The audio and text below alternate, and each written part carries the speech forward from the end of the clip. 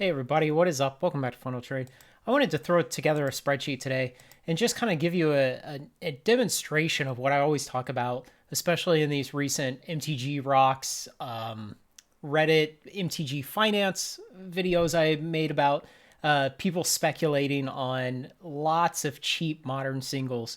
So I put together kind of three theoretical investments you might make, and I just call them cheap and moderate and expensive.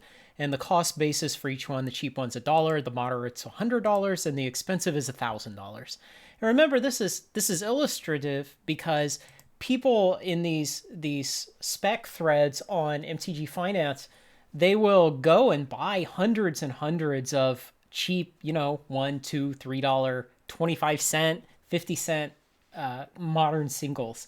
And so they'll eventually end up in a position where they've spent the equivalent of an expensive investment, but they've done it a tiny bit at a time. And so then what we'll say is, okay, the future value triples. So it goes up 200%. You're up 200% and you go to sell them. Okay, so you're going to sell them yourself on eBay or TCG Player. You're not going to buy list them. And what's the market fee you can expect to pay? Well, on eBay, you pay something like a flat 30 cents per listing, plus you pay something like 10% of the total sales price.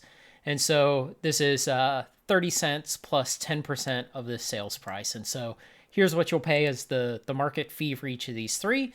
And then shipping, I've said, well, basically you put a stamp and a top loader. That's going to cost you around 75 cents. If you ship a booster box that was $100 and has gone up to $300, costs you about $9 to ship that almost anywhere in the US. And, if you've got something expensive, like a really old booster box or some really great singles or a little collection or something, $25 will get you shipped with tracking and signature confirmation. So you can kind of protect yourself. So, and again, plus or minus on these a little bit. There's some wiggle room, the same as there's some wiggle room on the market fees, depending on what your structure is, how much volume you do, etc.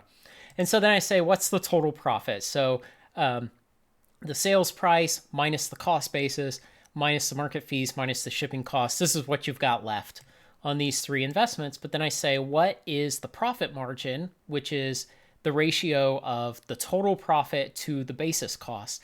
So if you've bought all these cheap singles, you've made 65% profit.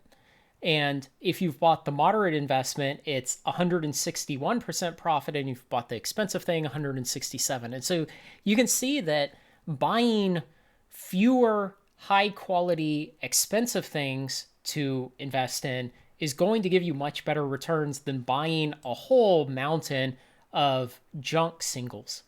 And the reason for this ultimately is what I've called shipping margin here, which is how much is your shipping cost as a percentage of your cost basis. And when you're paying 75 cents to ship a card that you bought for $1, man, the post office is almost going to get rich as fast as you are. Essentially, the post office will get, and the people making the top loaders get rich faster than you do, because you're only making 65 cents off of this kind of theoretical case. And, you're paying 60 cents to the marketplace and 75 cents to the post office and the company making the top loader. And so that's why you want to go with these higher quality investments. The amount of money you lose on shipping is a tiny amount of your basis cost compared to the others. And the other kind of drag that's hidden here is that little 30-cent fee to have a listing. eBay doesn't really care if you're selling that listing for $3,000 or you're selling it for $3. They're going to charge you that 30 cents. And if you were to sell 1,000 of these $3 listings, they charge you that 30 cents 1,000 times. They charge you $300 of that fixed part of the market fee. And so that's why you got to stay away from those cheap cards that, I know it's exciting to have a giant stack of cards in your hand and say, this is what I'm investing in or speculating on or whatever. But there's real costs that come with that eat into your profit margin and eat into the long-term viability of your business.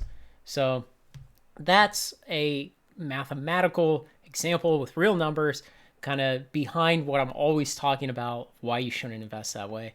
So if you like this kind of thing, like, comment, share, and subscribe. Join me on Final Trade. Thanks a lot.